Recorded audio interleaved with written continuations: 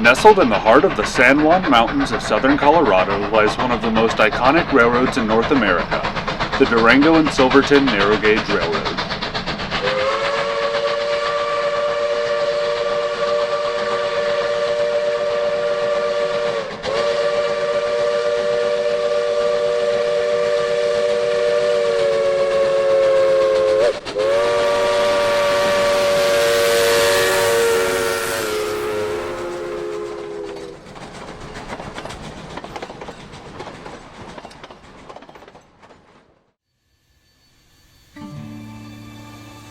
Each morning in Durango begins the same way it has ever since the railroad first arrived in 1881 and founded the city.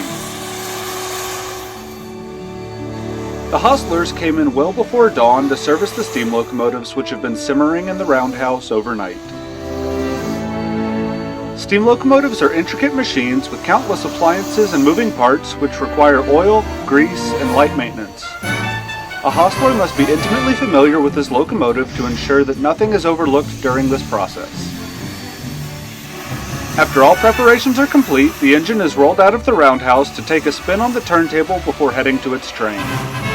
The whole process can be seen from the museum, which is incorporated into the roundhouse and open to the public daily.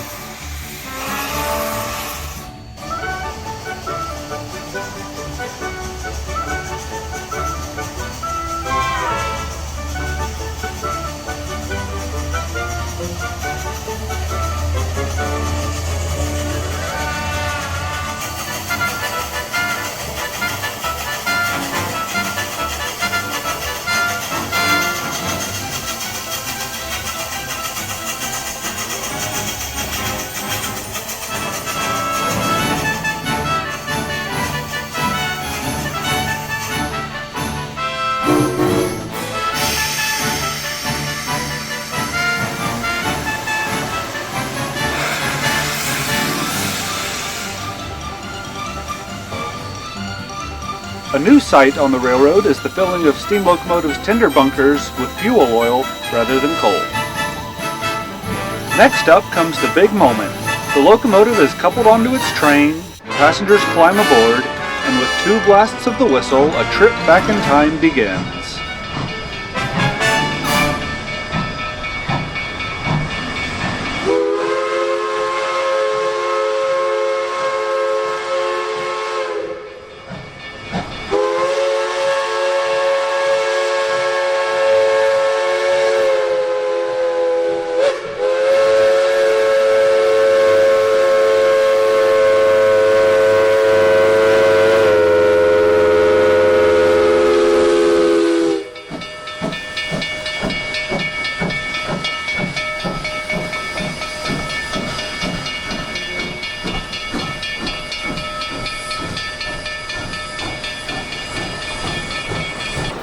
The residents of Durango get an 8 o'clock wake-up call every morning as trains blow for the many railroad crossings in town.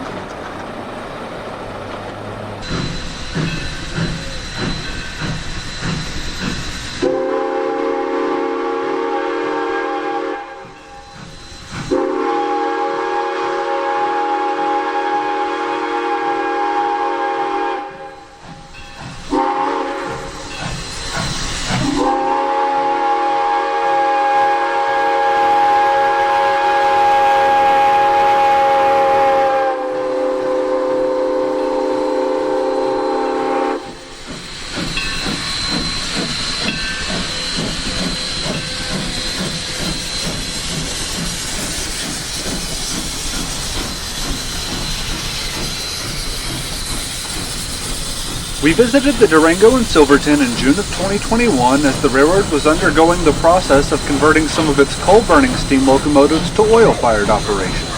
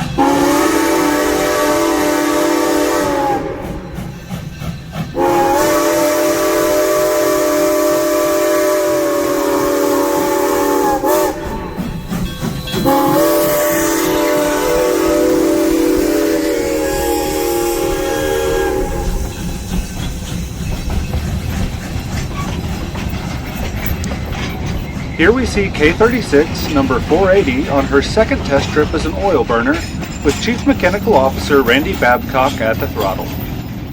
This test train consisted of former East Broad Top hoppers and original Rio Grande freight cars dating back to the 1880s.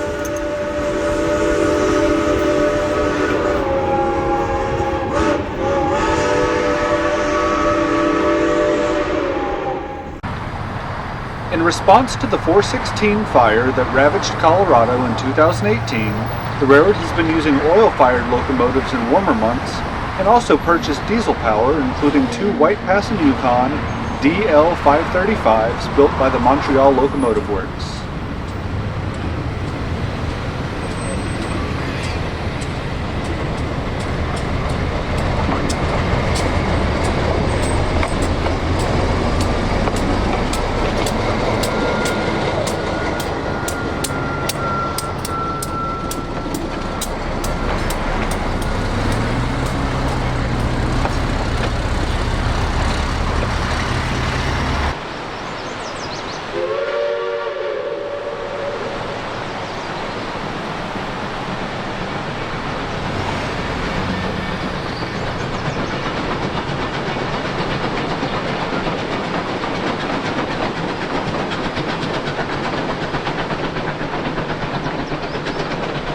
Leaving downtown Durango behind, the train makes its first crossing of the Animas River, which the line closely follows throughout its journey.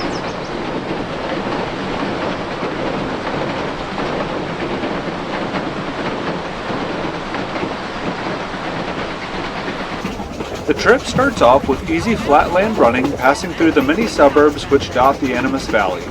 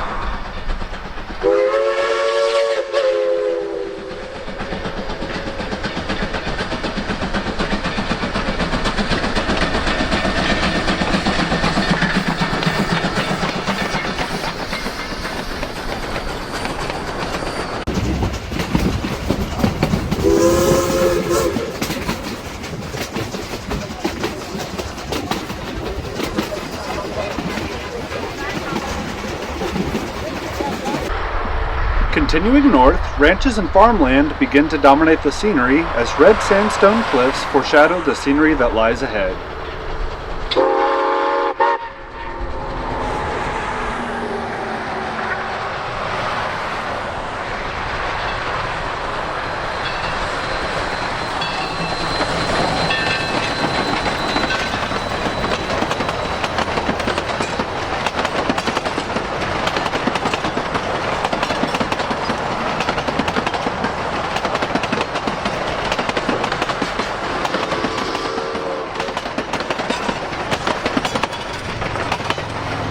Hermosa is home to a large water tank where locomotives can replenish before heading into the mountains.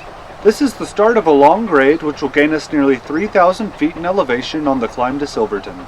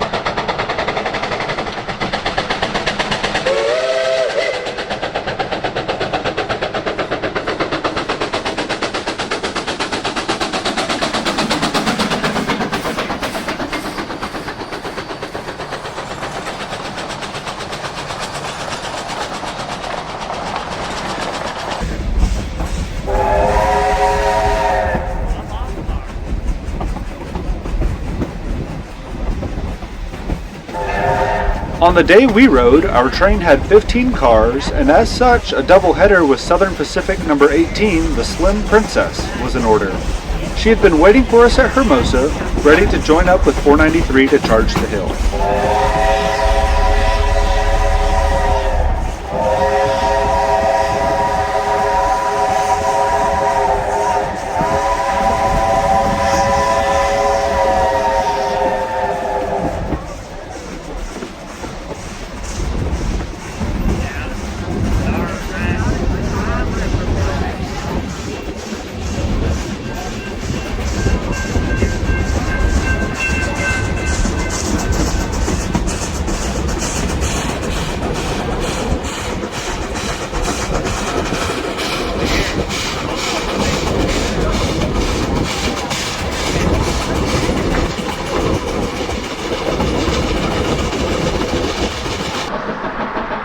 A few miles north, the line crosses back underneath US 550 at Treasure Pass.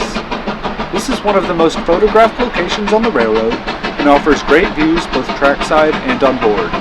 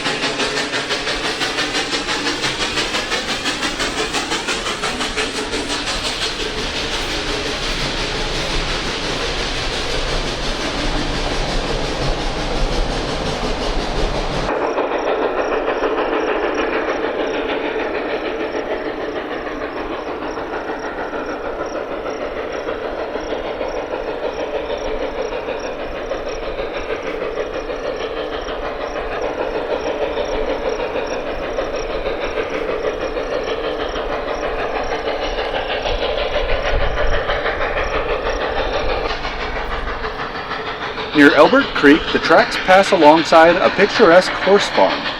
While a young colt and its mother weren't too fond of 473, one particular stallion seemed to enjoy watching the 1923 Alco march on by. County Road 250 will be the last grade crossing the train encounters until arriving into Silverton.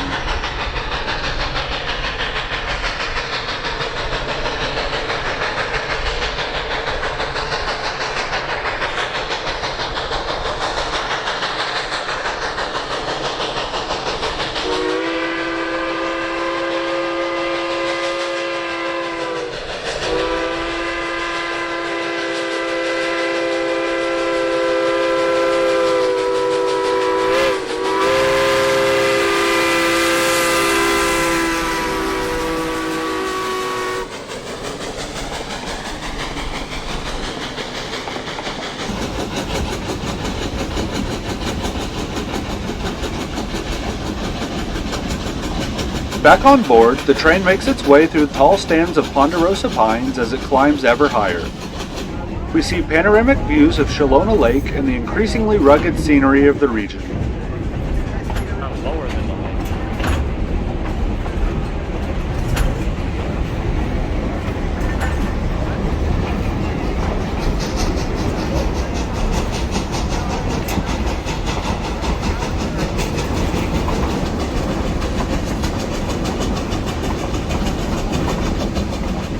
At Rockwood, SP-18 was cut off from the train to proceed ahead of us.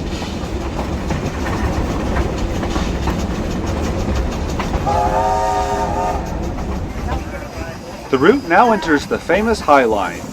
This stretch of railroad features narrow cliffs and old bridges which have weight restrictions.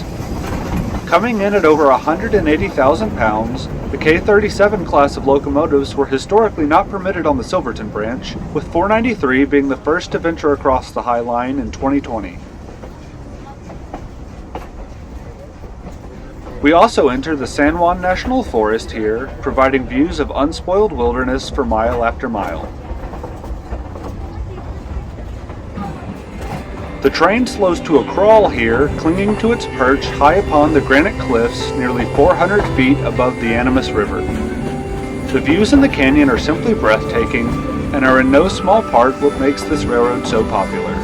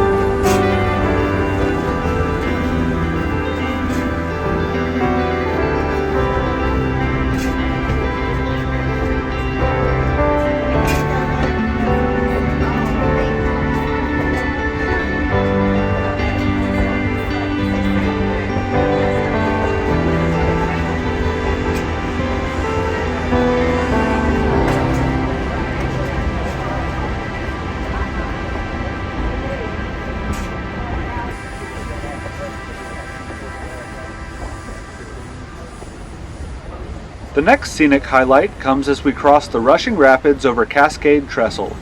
This is the destination of the half-day-long Cascade Canyon train rides the railroad offers.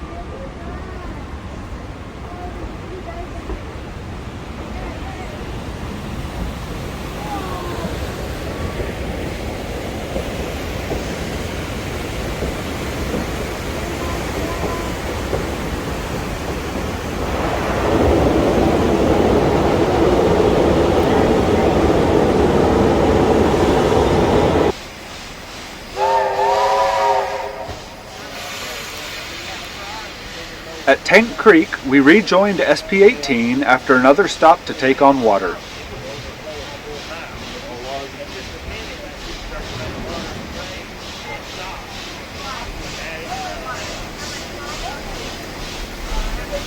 It's certainly easy to see how this location got its name, as the railroad uses an old tank car to top off locomotives' tenders with cool spring water. This line is a classic example of both the challenges and necessity that water played with railroads in the early days. Imperative for the operation of steam locomotives, but difficult for the construction of track.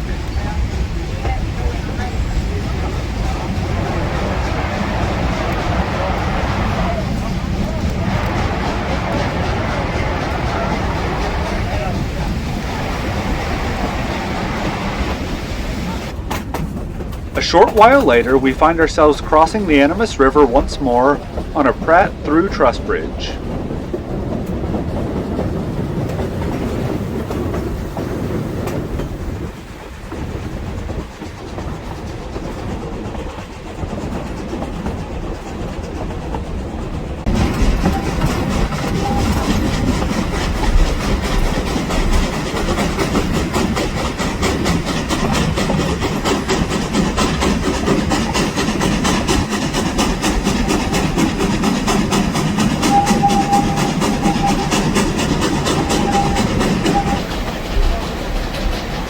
The train makes one last water stop at Needleton as clouds begin to roll in.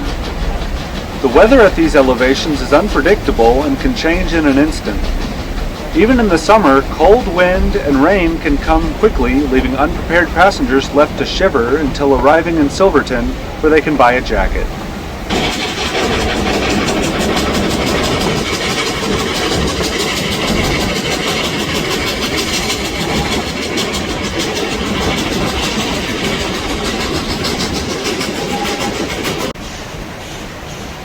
Locomotive number 18 is a 1911 built Baldwin, which was owned by the Southern Pacific.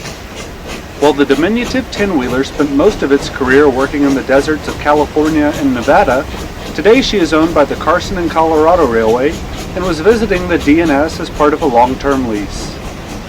Not only is the locomotive needed to help pull the longer trains that the railroad runs during peak season, but it was also used to help train Durango and Silverton crews how to fire an oil-burning steam locomotive before they began their oil conversion program in 2020. By the turn of the 20th century, many of the mining operations in the region were already starting to see profit margins shrink. Even larger enterprises began to cease operation, such as the Roosevelt mine seen here at Deadwood Gulch, which shuttered its doors in 1919. While some remnants of this particular facility still linger, most of the structures of the various claims have faded into oblivion, ravaged by time and nature. Evermore, steam rides on as we see 493 approaching another crossing of the Animas River with her haunting whistle echoing through the valley.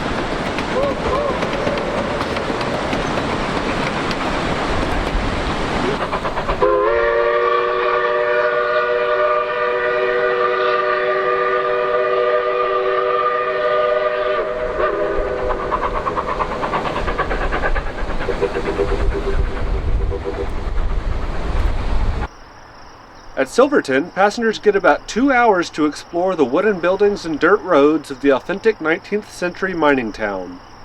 There's a handful of restaurants to grab some lunch or a funnel cake at, and plenty of souvenir shops and other attractions to enjoy while walking around.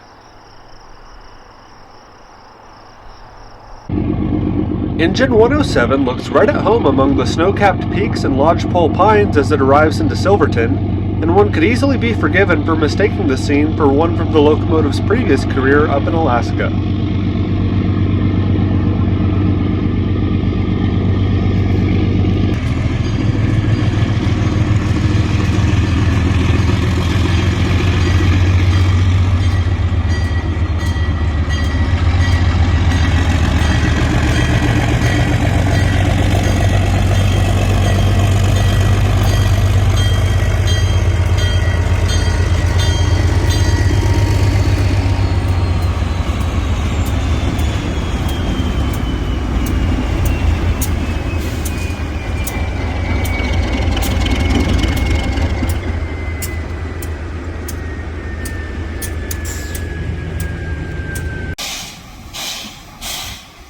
While passengers are relaxing in town, the train crew is busy turning the entire train around on a Y for the return trip to Durango. This process works in the same manner as a 3-point turn you would do in your car, and it's easy to see how it works when viewed from above.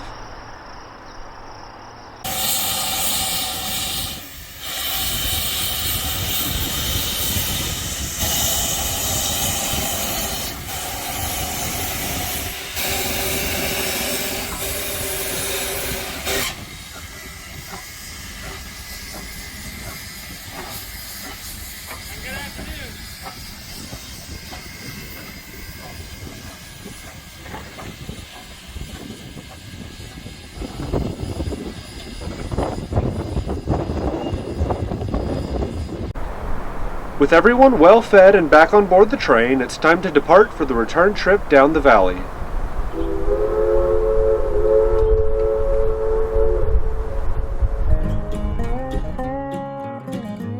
Watching the train from high above allows us time for a little history lesson on the railroad. The route of the D&S was once a part of the sprawling network of the fabled Denver and Rio Grande Railway, founded by General William Jackson Palmer in 1870. The railroad connected the mile-high city with other towns across the southwestern United States. While the main line was built to standard gauge specifications, Palmer chose a more economical solution for much of the branch line network that would be used to haul gold and silver from the mineral-rich mountain ranges. Inspired by his European travels, the rail tycoon realized that by utilizing 3-foot gauge track and equipment, he could build the route faster and cheaper. At its peak, the Rio Grande and its subsidiaries would become a nearly 3,000-mile narrow-gauge empire in the states of Colorado and New Mexico.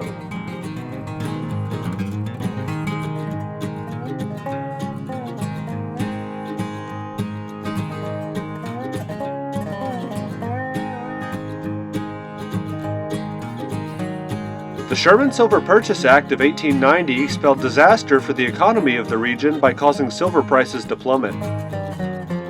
Many of the mines, towns, and businesses that the narrow gauge line served began to disappear. By the end of World War II, the railroad was hemorrhaging money on its narrow gauge operations and began abandoning most of its trackage. In an effort to earn extra revenue, the company began running a tourist train, known as the Silverton, between Durango and its namesake town. This trip proved wildly popular and ultimately led to government intervention when the railroad sought to abandon the line. In 1980, the 45-mile stretch of track was sold into private ownership solely for the purpose of tourist operations. From that point onward, the railroad has been a booming business with excellent ridership year after year. Visitors from around the world flock to Durango to marvel at the scenery of the Animus and the romance of narrow-gauge steam.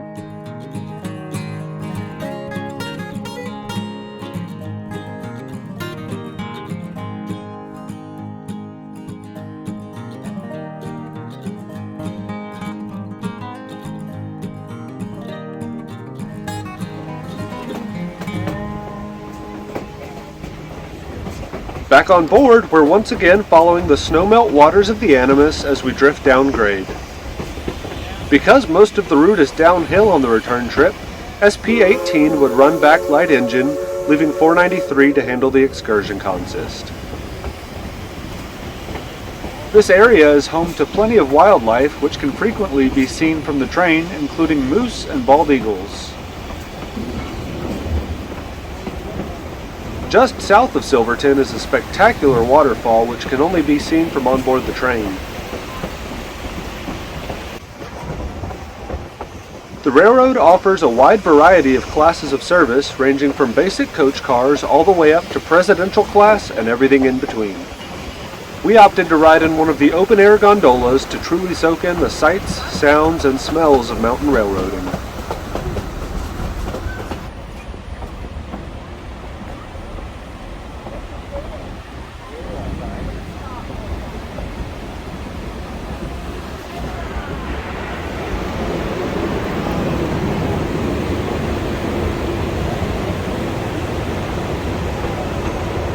After crossing back over the Cascade Trestle, we're entering Highline country again.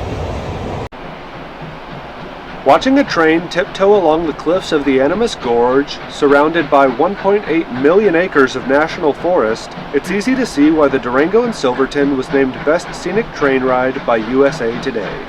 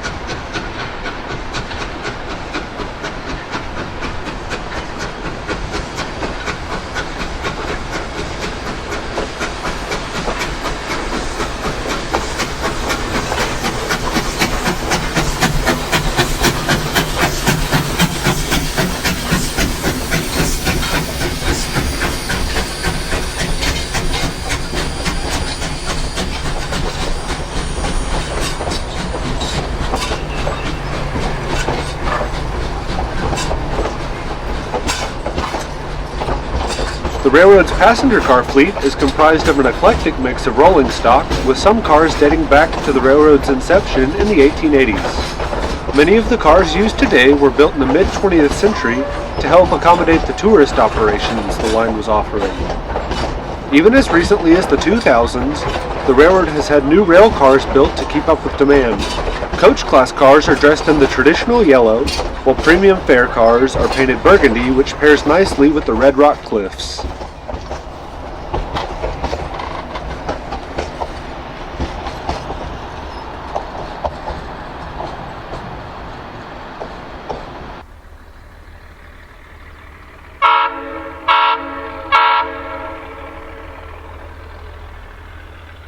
Rockwood is another famous location on the line, and here we watch the Big Alco preparing to serve one of the many flag stops on its route. The railroad offers wilderness access for backpackers, fishermen, and rafters through flag stops on the Silverton diesel excursion. The boxcar behind the locomotive is used to store gear for their various outdoor adventures.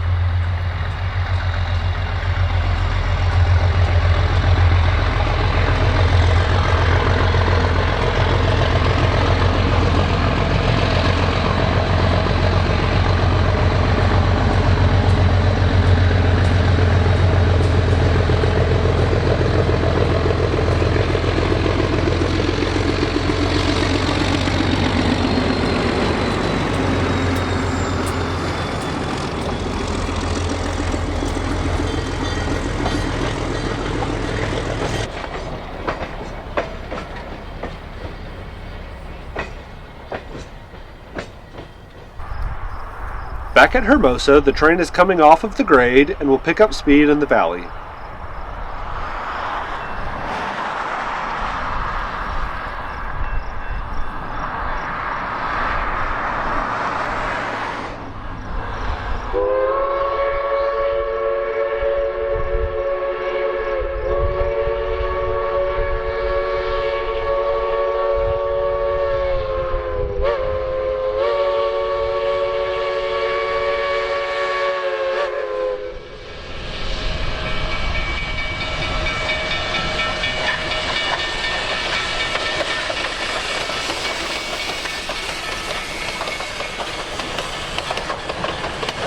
.493 is arguably the most unique locomotive in service on the railroad today. She was originally built by Baldwin in 1902 as a standard gauge 280 consolidation. As the Roaring Twenties fell into the Great Depression, the company's narrow gauge lines were in need of bigger power.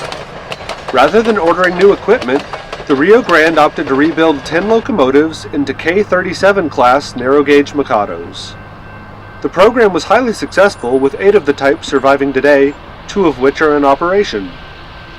.493 was restored over a period of 3 years, and in 2020 moved under steam for the first time in over half a century.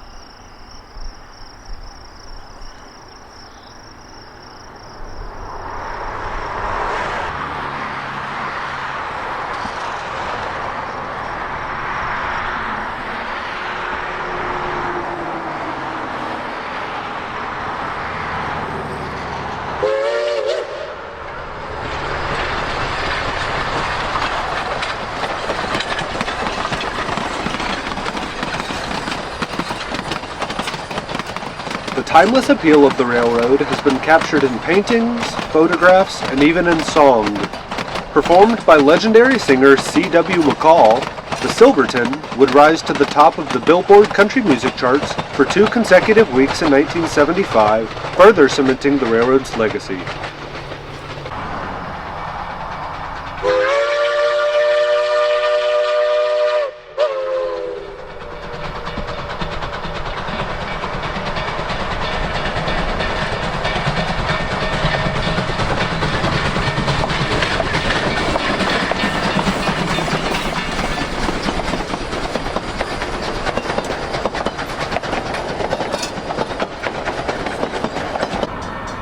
Rolling through Animas City Park, the train is back in civilization and on the home stretch.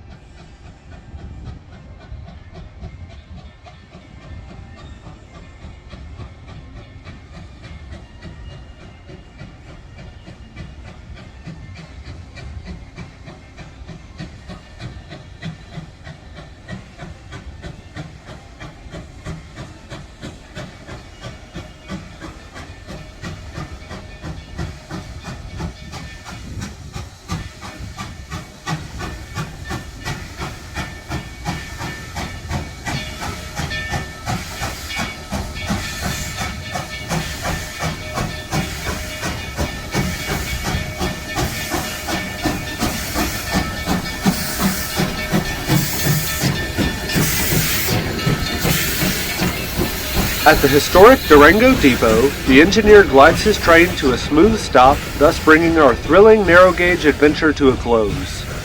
We hope you've enjoyed taking this ride with us on the Durango and Silverton narrow-gauge railroad. If you have, please be sure to give this video a thumbs up and subscribe to the channel for more great content just like this that's coming down the rails. Thanks for watching.